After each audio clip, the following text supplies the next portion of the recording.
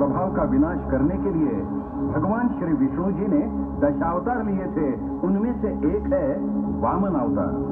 वामन अवतार को समझने के लिए हमें दैत्यराज बलि को जानना जरूरी है। बलि राजा दैत्यों के आदि पुरुष हिरण्यकश्यप के वंशज थे। दैत्य गुरु शुक्राचार्य की सहायता से बलि शक्तिशाली बने।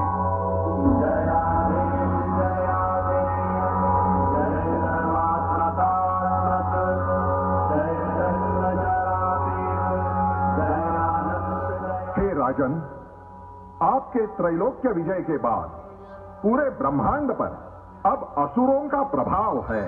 गुरुदेव, यह सब आपके मार्गदर्शन से हुआ है। यज्ञ पूर्ति होने के बाद पुण्य प्राप्ति होगी।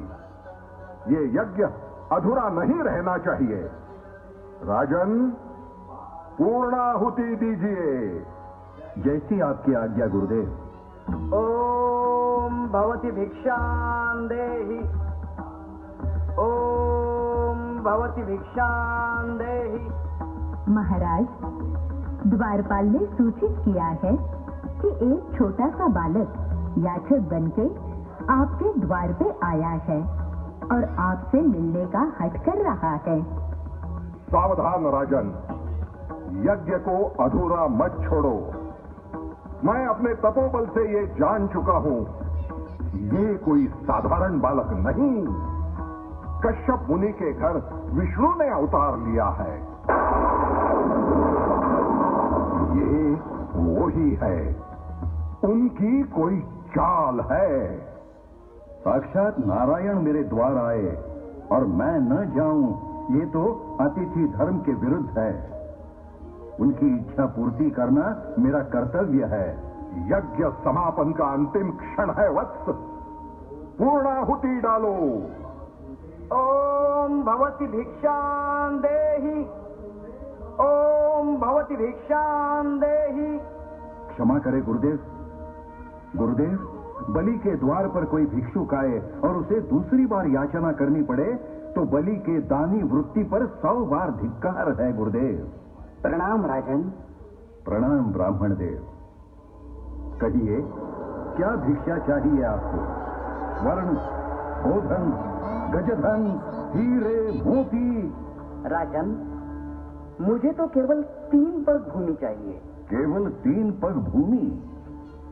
साधारण व्यक्ति भी 3 पग भूमि मांगे तो भी उसका कुछ भला नहीं होगा, और आप जैसे छोटे आकार वाले व्यक्ति तो और कम स्थान घेरेंगे। यदि आप 3 पग भूमि नहीं दे सकते तो भिक्षा लिए बिना ही मैं वापस जा सकता हूँ। नहीं नहीं ब्राह्मण देव, मैं संकल्प करता हूँ, मैंने आपको 3 पग भूमि दे दी।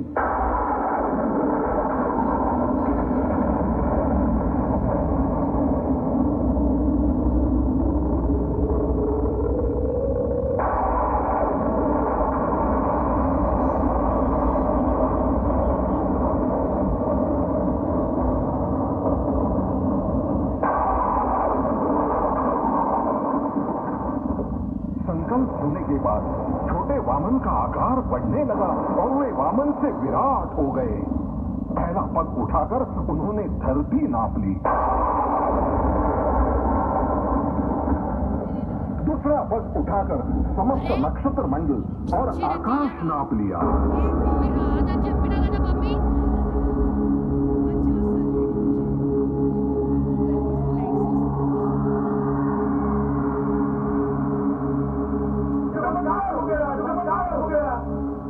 साधारण बालक नहीं है, मैंने चेतावनी दी थी राजन, ये विष्णु है। अब मेरा तीसरा पग मैं कहाँ रखूं राजन? आपके दोनों पग से धरती और आकाश नापने के बाद अब केवल मेरा शरीर ही बचा है प्रभु।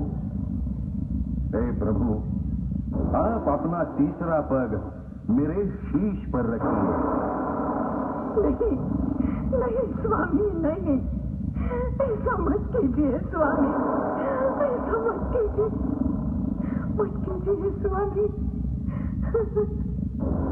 मैं वचनबद्ध हूँ। ओम नमो नारायण, ओम नमो नारायण। बलि राजा, आप धन्य हो। मेरे तीसरे पग से आपका उद्धार होगा।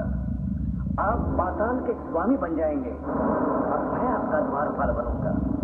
ये दिन, ये तिथि बलि प्रतिपदा के नाम से जानी जाएगी।